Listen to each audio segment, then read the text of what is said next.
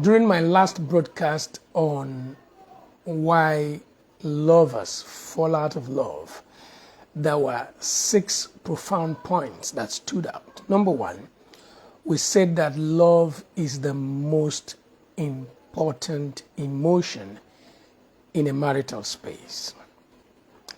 We also said, number 2, that love is at the same time the most fragile emotion.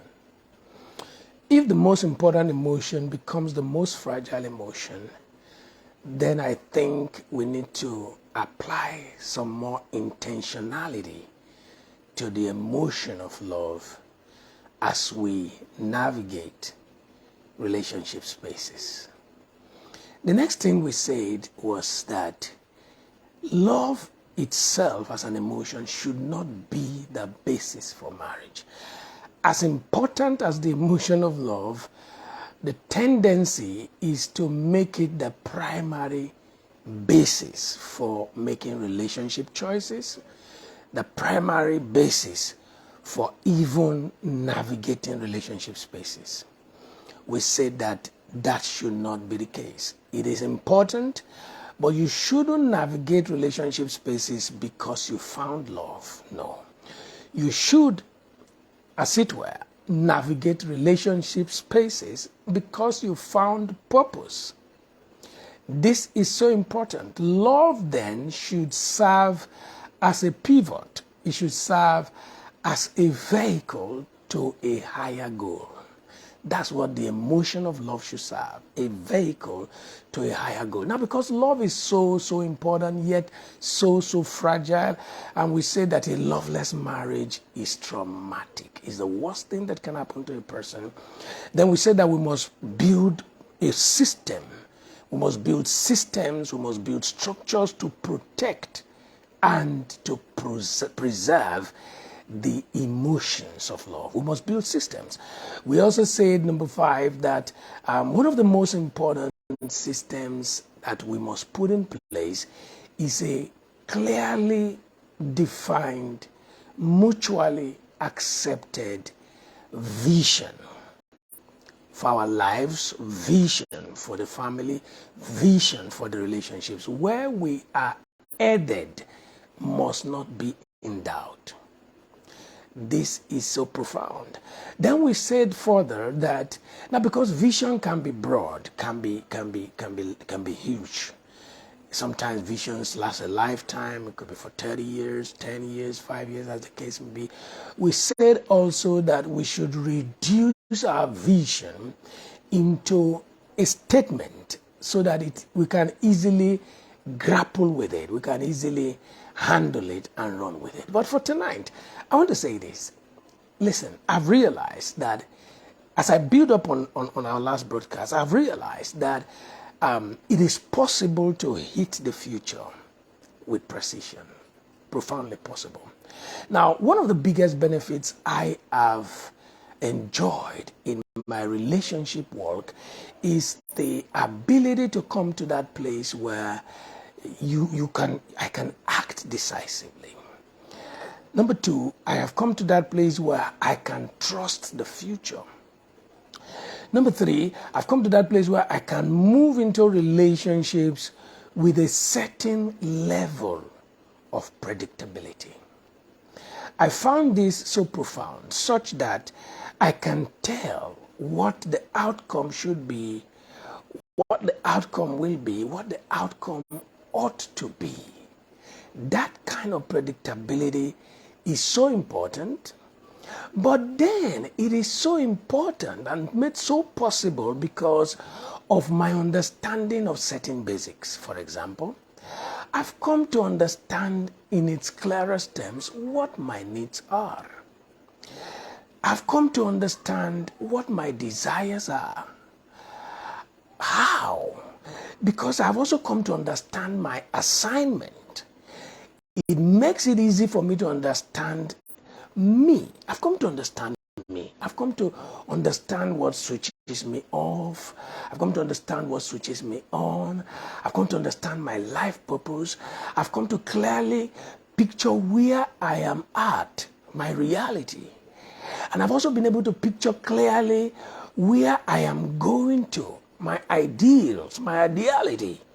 So now I've been able to also do what I call an effective interpretation of the gap analysis between where I am at, my reality, and where I am going to, my ideals. That interpretation, that effective gap analysis has helped me to put in place a clear understanding of who I need to help me navigate from where I am to where I'm going, what I need to be able to navigate from where I am to where I'm going. This is so profound, you have no idea.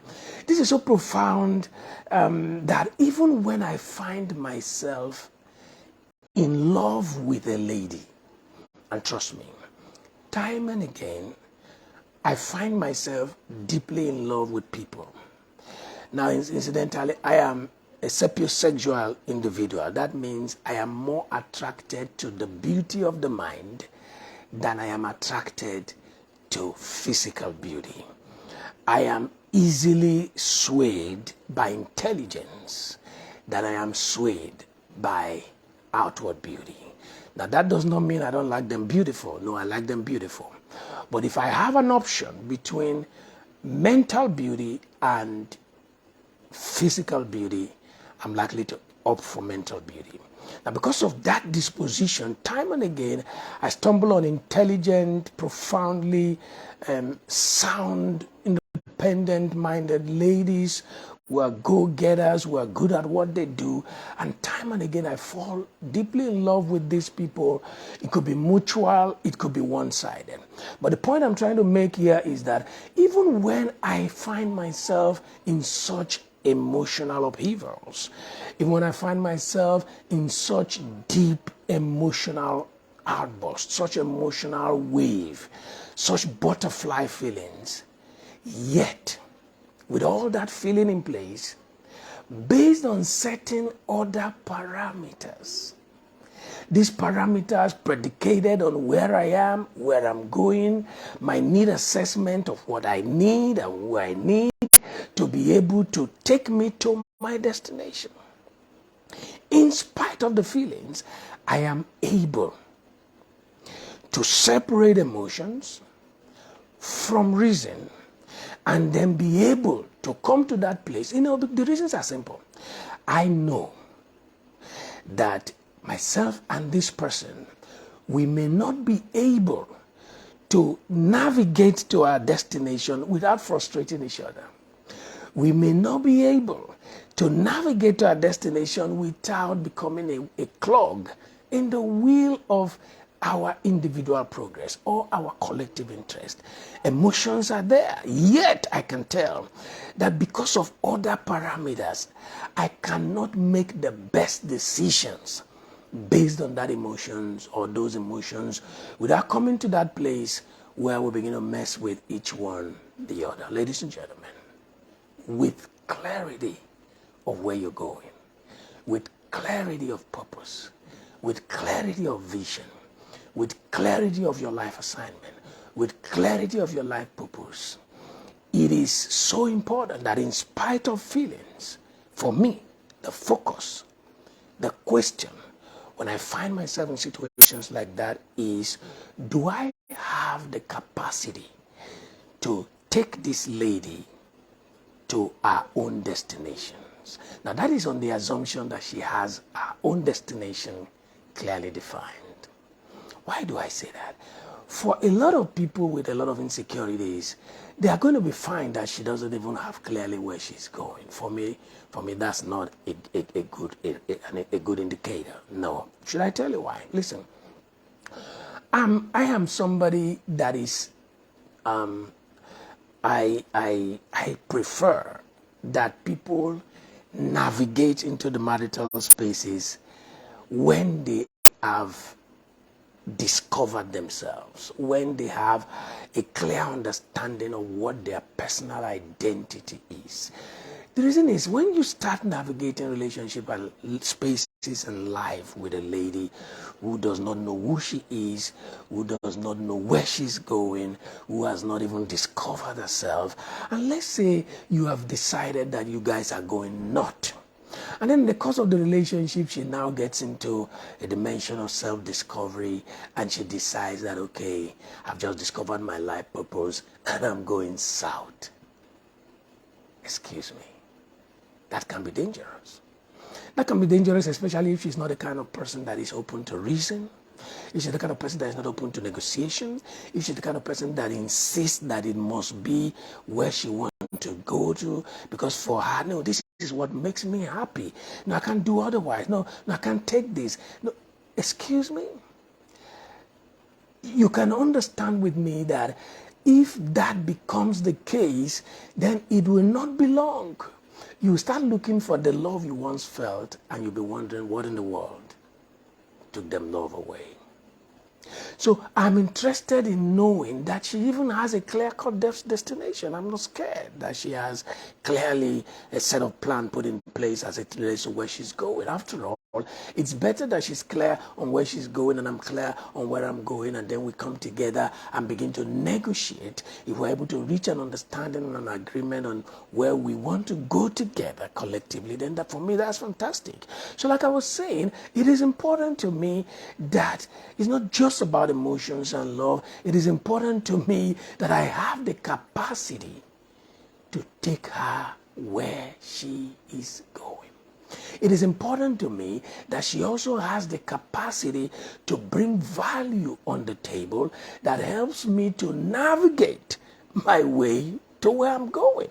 Now, this is so important, because if at the end of the day we are both going in different directions, I can guarantee you before long that we'll be looking for all the love we felt, and we'll be wondering what in the world happened to us.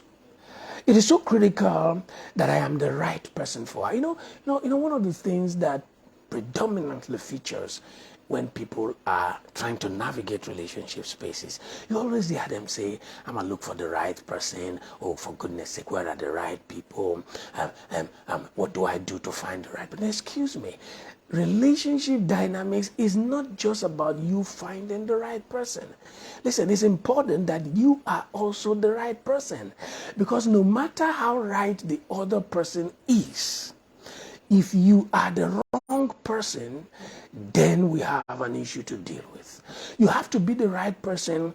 You have to have the capacity to lead her to destination. You have to have the competence to lead her to destination. You have to have the compassion to lead her to destination. You must have the character formation that is required to lead who she is to that place. And if you are not the right person, then trust me, there could be another person that is the right person that can lead her to destination.